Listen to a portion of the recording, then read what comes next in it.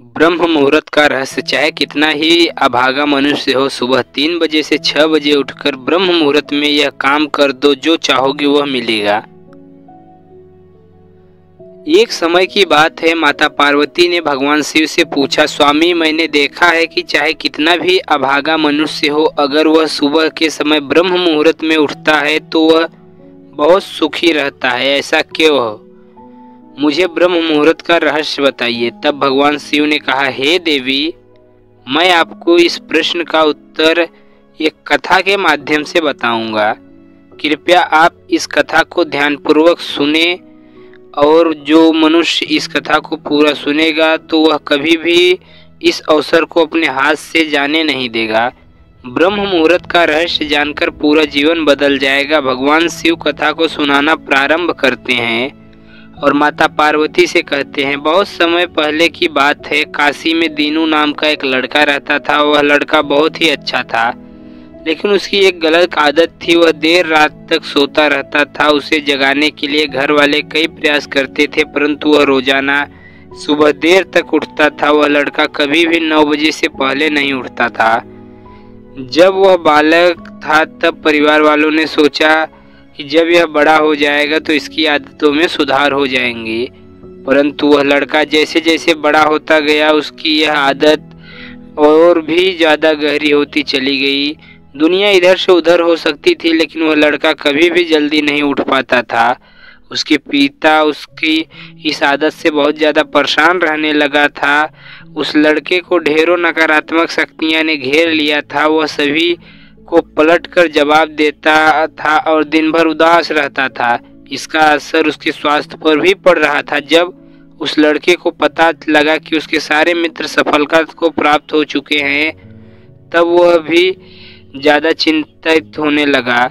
वह ईश्वर को कोसने लगा और बार बार यही कहता था कि मेरी किस्मत ही खराब है। परंतु उसके पिता अच्छी तरह से जानते थे उस लड़के के असफल होने के पीछे का क्या कारण है। भगवान शिव ने कहा, हे देवी, एक दिन की बात है, उसके पिता को किसी सन्यासी के बारे में पता चला तो परंतु वह अपने बेटे की समस्या को लेकर उस सन्यासी के पास जा पहुंचे और सन्यासी को बड़े ही विस्तार से अपने बेटे की आदतों के बारे में बता दिया।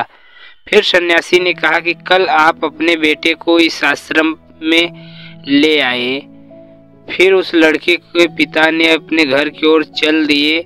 उसे पता था कि अगर वह सीधे तरीके से अपने बेटे को सन्यासी से मिलने के लिए कहेंगे तो वह कभी तैयार नहीं होगा। उसने अपने बेटे को अपने पास बुलाया और कहा, तुम्हारे सारे मित्र जीवन में सफलता प्राप्त कर चुके हैं, क्या तुम नहीं होना चाहते? लड़के ने उत्तर दिया कि जरूर पिताजी, परंतु जब भी मैं अपने मित्रों से उनकी सफलता का रहस्य पूछता हूँ तो वे मुझे कुछ नहीं बताते हैं। भगवान शिव ने कहा, हे देवी, फिर उसने पिता ने कहा कि मुझे एक रहस्य का पता चल गया है, वह सभी क्यों सफल हो जाते हैं। तब उस लड़के ने बड़ी उत्सुकता से पूछा कि क्या पता चला है पिताजी, कृपया करके आप मुझे बताइए। उसके पिता ने कहा कि कल सुबह तुम्हें एक सन्यासी के आश्रम में जाकर उनसे मिलना है। यदि तुम वहां पर समय से पहुंच गए तो वह सन्यासी तुम्हें ऐसा मंत्र बताएंगे जिससे तुम सफल हो जाओगे, परंतु एक समस्या है। लड़के ने पूछा, क्या समस्या है? पिता ने कहा कि जब तक तुम सोकर उठोगे तब तक सन्यासी से मिलने का समय समाप्त हो जाता है।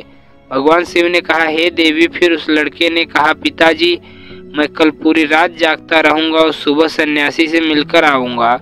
उसके पिता ने कहा, ठीक है, तुम वहां जाकर उस सन्यासी की आज्ञा को मानना। पिता की बात सुनकर वह लड़का बहुत अधिक खुश हुआ।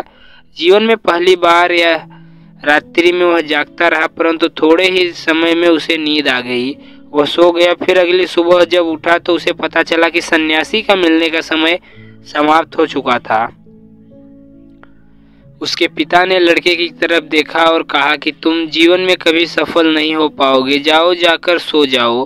पिता की आवाज सुनकर उस लड़के को बहुत दुख हुआ। उसने मन ही मन स्वयं को चुनौती दी कि कल सुबह वह सन्यासी से मिलने अवश्य जाएगा। उसने अपने पैर में एक छोटा सा घाव बना दिया, जिसके दर्द के कारण उसे रात भर नींद नहीं आई।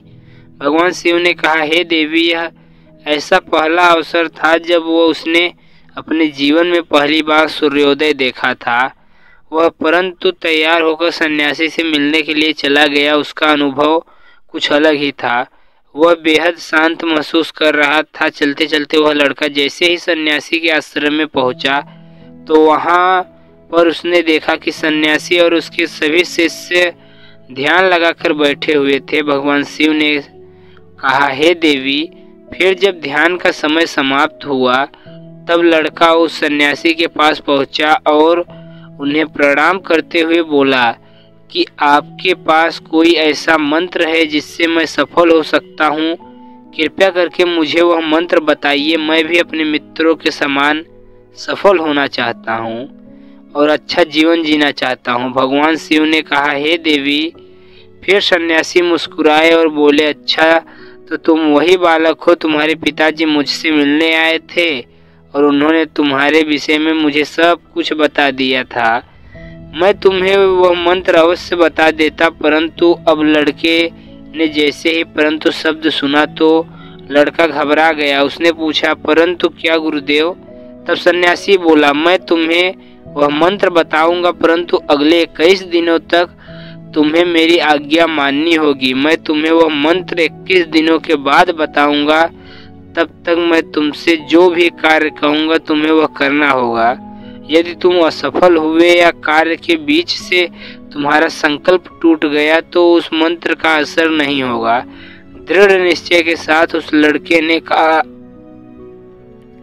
कहा कि मुझे आपकी सारी आज्ञा स्वीकार है। मैं अगले 21 दिनों तक आपका दास हूँ। आप जो कहेंगे मैं वही कार्य करूँगा। मुझे केवल और केवल उस मंत्र के बारे में जानना है। भगवान शिव ने कहा, हे देवी। फिर सन्यासी ने उस लड़के से कहा कि ठीक है, कल से तुम्हारा कार्य शुरू होगा। तुम ही इसी आश्रम में निवास करोगे। वह लड़का आश्रम में निवास करने के लिए तैयार हो गया। सन्यासी ने कहा कि यहाँ रहते हुए तुम्हें ब्रह्म मुहूर्त में उठना होगा और दूसरे शिष्यों की तरह ध्यान और तप करना होगा। साथ ही आश्रम के कार्यों में भी सहायताएं करनी होगी। ध्यान रहे, यह संकल्प टूटना नहीं चाहिए। भगवान शिव ने कहा कि हे देवी। अब लड़का सन्यासी की बात से सहमत हो गया। अगले दिन से उसने कार्य के दिन की शुरुआत की। इस बार उसने दृढ़ निश्चय किया, परंतु 1 सप्ताह बीतने के पश्चात ही उसका संकल्प टूट गया और वह 8वें दिन देर तक सोता रहा। जब वह नींद से जागा तो उसने कहा कि मुझसे कितनी बड़ी भूल हो गई। वह रोते हुए सन्यासी के पास पहुंचा और कहने लगा कि हे गुरुदेव, मेरा संकल्प टूट गया। अब मैं जीवन में कभी सफल नहीं हो पाऊंगा। सन्यासी ने उसे समझाते हुए कहा कि एक बार फिर से शुरुआत करो, फिर से संकल्प करो। फिर लड़के ने सन्यासी से पूछा कि सुबह उठना इतना आवश्यक क्यों होता है और यहाँ पर सभी लोग इतने जल्दी क्यों उठ जाते हैं? भगवान शिव ने कहा, हे देवी। तब सन्यासी ने लड़के को समझाते हुए कहा कि सुबह यानी ब्रह्म मुहूर्त में उठने के पीछे बहुत बड़ा विज्ञान छिपा हुआ है। लड़के ने कहा कि कृपया मुझे वह विज्ञान बताने की कृपा करें। सन्यासी ने कहा कि रात्रि को 4 पहर में बांटी गई है। पहला रुद्र काल, जिसका समय शाम 6 बजे से लेकर 9 बजे तक होता है। दूसरा राक्षस काल, जिसका समय रात्रि 9 बजे से रात्रि 12 बजे तक होता है। तीसरा गंधर्व काल, जिसका समय रात्रि 12 बजे से 3 बजे तक। और सबसे अंत में जो पहर आता है उसे मनोहर काल कहते हैं। इस समय को ब्रह्म मुहूर्त या अमृत वेला के नाम से भी जाना जाता है। इसका समय भोर के 3 बजे से सुबह के 6 बजे तक होता है। यह वह समय होता है जब पूरे संसार की नकारात्मक शक्तियां निष्क्रिय अवस्था में होती हैं और सकारात्मक शक्तियां प्रक्रिया होती हैं। ब्रह्म मुहूर्त अर्थात देव मुहूर्त। ब्रह्मा मुहूर्त का अर्थ देवताओं के समय होता है। भगवान शिव ने कहा कि देवी, वह सन्यासी आगे कहता है कि समय देवता धरती पर विचरण कर रहे होते हैं और जागृत मनुष्य पर उनका बड़ा ही सकारात्मक प्रभाव पड़ता है।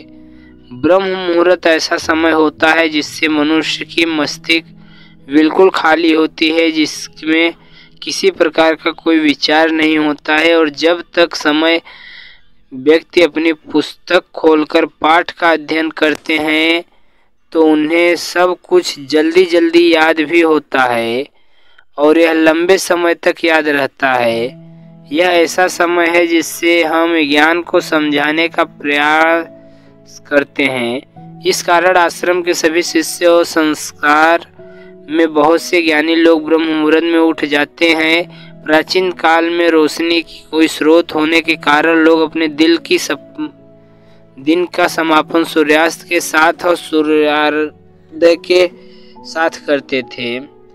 यह एक तरीका है जिससे मानव जीवन प्रकृति के साथ तालमेल बनाकर चलता है। भगवान शिव ने कहा, हे देवी।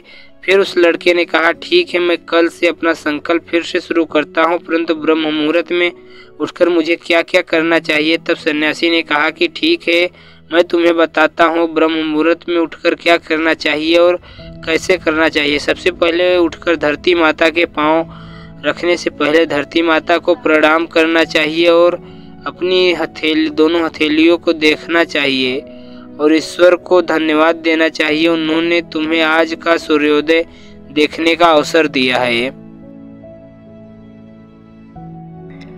इसके बाद नृत्य, कर्म और स्नान करने से शरीर की ही नहीं बल्कि मन की शुद्धता भी बढ़ती है। स्नान करने के पश्चात ध्यान की प्रक्रिया होती है। ब्रह्म मुहूर्त में ध्यान की अवधि 21 दिन तक होती है। इस विधि में का उपयोग तब किया जाता है जब आप अपनी कोई मनोकामना की पूर्ति चाहते हैं। यह ऐसा समय होता है जब व्यक्ति अपने आज्ञा चक्र को सक्रिय करने पर काम करते हैं। भगवान शिव ने कहा कि हे देवी, आगे वह सन्यासी कहता है, आज्ञा चक्र दोनों भवों के बीच होता है। यह संकल्प का स्थान भी कहा जाता है। अगर इस चक्र पर ध्यान केंद्रित किया जाए और अपनी मनोकामना को बार बार दोहराया जाए तो मात्र 21 दिनों के भीतर वह मनोकामना पूर्ण हो जाती है। अगर आपके मन में कोई अधूरी मनोकामना है तो आप उसे पूरा करना चाहते हैं, तब आप सबसे पहले उस मनोकामना को स्पष्टीकरण कर ले। आपको क्या करना चाहिए, निर्णय अवश्य ले। इसके बाद ध्यान की विधि को शुरू करें। ब्रह्म मुहूर्त में स्नान के बाद एक ऐसा स्थान चुनें जहां पर वायु का प्रवेश हो। ध्यान में शुद्धता वायु का होना चाहिए। आवश्यक होता है ध्यान की मुद्रा में रीढ़ की हड्डी सीधी होनी चाहिए, साथ ही गर्दन की भी सीधी होनी चाहिए। सुखासन की अवस्था में दोनों हाथों को घुटनों पर रखकर आंख बंद कर बैठ जाएं। हाथों की मुट्ठी बंद कर ले और 2-3 मिनट तक बिल्कुल शांत हो जाए। जब आपका शरीर स्थिर हो जाएगा और श्वास भी शांत हो जाए, तब उसके बाद अपना सारा ध्यान आज्ञा चक्र पर लगाएं। इस दौरान लंबी गहरी सांस ले और सांस को रोक कर रखें। इस समय आप अपनी इच्छा को मन ही मन दोहराएं और अपने मन से इष्ट देवता और देवी देवताओं को, गुरुजनों और का चिंता करें। भगवान शिव ने कहा, है देवी। उस सन्यासी ने कहा, जब सांस को रोकना कठिन हो जाए तब धीरे धीरे मांस को बाहर की ओर छोड़े। सांस को नाक की इस प्रक्रिया को 3-4 बार प्रतिदिन दोहराएं। ऐसा प्रतिदिन करने से आपकी जो मनोकामना है वह चेतना मन तक अवश्य पहुंच जाएंगे और इच्छा पूर्ति जल्दी होगी। आज्ञा चक्र सक्रिय होता है, हमारी आज्ञा को पूरा करता है। सांस को रोक कर रखने के दौरान शरीर में आपातकाल की स्थिति हो जाती है, जिससे कि आप बेकार की भी बातें सोचते हैं, विचार करते हैं। ब्रह्म मुहूर्त में समय ईश्वर की विशेष कृपा होती है और कोई भी व्यक्ति अपनी मनोकामनाओं को इस समय दोहराता है तो उसकी इच्छा जल्द से जल्द पूरी होगी। भगवान शिव ने कहा, हे देवी, इस प्रकार संन्यास से उस लड़के का ब्रह्म मुहूर्त का महत्व बताया। अगले 21 दिनों तक उस लड़के ने बड़े ही मन के साथ इस प्रक्रिया को अपनाया और वह बहुत ही ज़्यादा अनुशासित और शांत स्वभाव का बन चुका था। उस लड़के ने जैसे ही अपना संकल्प पूरा कर लिया, उसके बाद वह लड़का बड़े ही प्रसन्नता भाव से सन्यासी के पास पहुंचा और कहने लगा, हे गुरुदेव, मैंने 21 दिनों का संकल्प पूरा कर लिया। अब कृपया मुझे संकल्प सफल होने का मंत्र बताइए। सब उस सन्यासी ने मुस्कुराते हुए कहा कि पिछले 21 दिनों से जो अभ्यास तुम करते हो या कर रहे हो वही तुम्हारी सफलता का रहस्य है, वही तुम्हारी सफलता का मंत्र है। जो व्यक्ति ब्रह्म मुहूर्त में उठकर ध्यान प्रक्रिया को सही से करते हैं वह जीवन में कभी अब तुम्हें ब्रह्म मुहूर्त का रहस्य पता चल चुका है। अब तुम इसे पता चल चुका है। करो तुम जीवन के लक्ष्य और सफलता दोनों जीवन के लक्ष्य और सफलता दोनों को धन्यवाद दिया। लड़के ने सन्यासी को धन्यवाद दिया। मुहूर्त के नियमों का पालन, ब्रह्म मुहूर्त के नियमों का वादा किया, भगवान करने का वादा किया। भगवान शिव ने कहा कि हे पता चल गया होगा कि ब्रह्म मुहूर्त पता चल गया होगा कि ब्रह्म मुहूर्त क्या होता है। कहा, हे स्वामी, माता पार्वती ने कहा, हे स्वामी, ज्ञान हो गया है। मुहूर्त का संपूर्ण ज्ञान हो गया है। माता पार्वती ने भगवान शिव को पार्वती ने भगवान पसंद आए प्रणाम किया। वीडियो अगर पसंद आए हो तो चैनल पर वीडियो को लाइक कर दीजिए, सब्सक्राइब कर वीडियो को लाइक कर दीजिए, शेयर जरूर करिए। धन्यवाद, शेयर जरूर करिए।